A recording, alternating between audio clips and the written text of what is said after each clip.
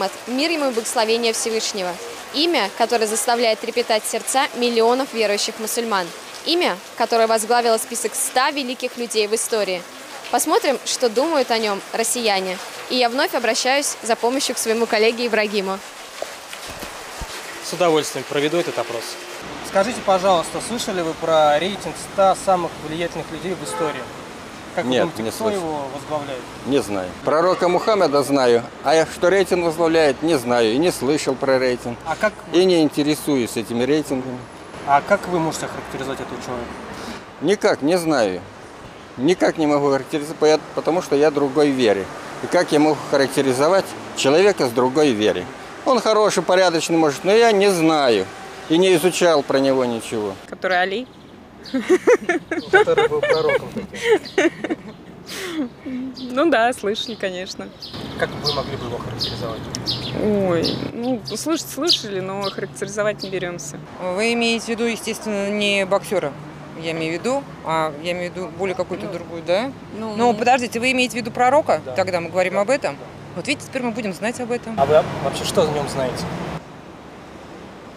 Ну, наверное, в связи с тем, что не относится, да, ну, как, естественно, только какие-то общие фразы. Почему? Потому что религии разные, естественно, я имею в виду, поэтому акценты мы делаем все-таки больше на своей религии.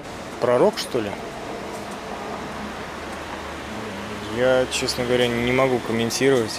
Может быть, слышали пророк Мухаммад? Да. А что вы о нем знаете? Да ничего не знаю. А как-то охарактеризовать смогли бы его? А зачем? Мухаммед, значит, имел свой авторитет какой-то, что-то заслужил своими делами. Мухаммед Али. Мухаммед и кто? А Мухаммед посланник Аллаха. Да. В Коране написано, что он посланник Аллаха. Он принес на планету свою веру в Аллаха, как истинного Бога. Ну, у меня другая вера. Я христианин. Мухаммад, да, все. Я что-то просто задумался. Так. А что вы о нем знаете? Честно, вот я ничего не знаю. Великий мыслитель, философ. А как вы могли бы его характеризовать? Если честно, не интересовалась его работами так близко, чтобы как-то его характеризовать. Пророк вроде. А что вы о нем Исламе. знаете? Плохо знаю. Ничего практически. Конечно, это же пророк. А что вы о нем еще знаете? Это что-то наподобие Христа, да? Наверное, да. Да, в исламской вере, мусульманской. По мнению американского историка Майкла Харта, он поставил на первое место среди 100 великих людей в истории человечества. Как вы думаете, почему? Наверное, потому что он говорил о терпимости, о гуманности, о том же, о чем учит, наверное, любая вера. Что ислам, что христианство. Мухаммед Али. А еще какие варианты? Очень знакомое что-то. Не могу тоже сказать. Такой пророк Мухаммед? Да. А что вы о нем слышали? Точно не могу ответить, я не помню. Я слышала это имя, но не отвечу, наверное, сейчас. Мухаммед, пророк. А что вы о нем знаете? Я христианин, и я не хочу знать ни о исламе ничего. А вы что-то знаете? Нет, ничего не знаю. Бог один. Пророк Мухаммад? Знаю. А что вы о нем знаете? Ой, сейчас вспоминать трудно. Пророк. А что вы о нем знаете? Я сейчас не готов говорить, но кое-что знаю. Что был такой человек, по-моему, в 8 веке жил. Мухаммед? Мусульман, что с мусульманским связано. Да, пророк Мухаммед, что-то такое. А что конкретно вы о нем знаете? Конкретно не знаю ничего. Но я же другой веры как бы. Да, пророк Мухаммад. А что исламской религии. А вы знаете, что американский историк поставил пророка Мухаммада на первое место среди 100 великих людей в истории человечества? Как вы думаете, почему? Ну, вообще, Бог един, и что американский историк его поставил на первое место, это нормально. Поставил Бога на первое место.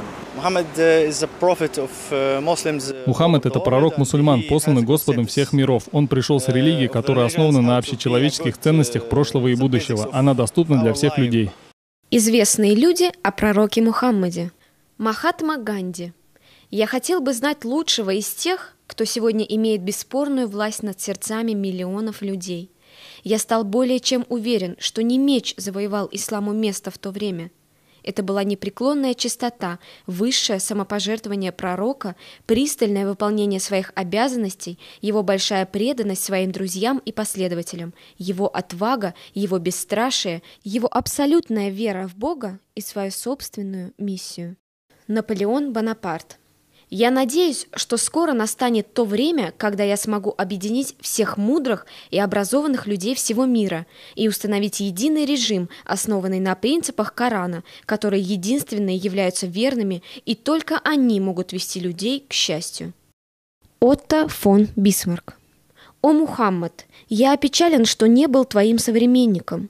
Человечество только единожды увидело твою великую силу и больше никогда ее не сможет увидеть. Я восхищаюсь тобой». Джордж Бернард Шоу. Если бы человеку, подобному Мухаммаду, суждено было единолично управлять нынешним миром, он преуспел бы в разрешении его проблем, что, в свою очередь, принесло бы этому миру покой и счастье, которых ему так недостает. Я изучал его, человека удивительного и далекого от того, чтобы быть антихристом. Напротив, его следует назвать спасителем человечества. Если какая-нибудь религия и имеет шанс властвовать в Англии и Европе следующие 100 лет, то эта религия – ислам. Лев Толстой. Пророк Мухаммад является великим правителем. Он сплотил общину в свете истины, и этого достаточно для почета. Он спас людей от пролития крови и достиг мира. Он открыл им пути духовного возвышения. Такой человек заслуживает всеобщего уважения. Карл Маркс. Рискуя своей жизнью, он начал призывать к единобожию идолопоклонников и начал засеивать поле вечной жизни. Было бы несправедливо причислять его лишь к выдающимся людям человеческой истории. Мы обязаны признать его пророчество и то, что он небесный посланник на земле. Иоганн Вольфганг Гёте. Он не поэт, а пророк, и донес до нас Мухаммад Коран, божественный закон, а не книгу, написанную человеком для развлечения или повышения общей образовательности. Айдан Мамедова, Ибрагим Бурханов, Тимофей Печерский специально для Нур ТВ.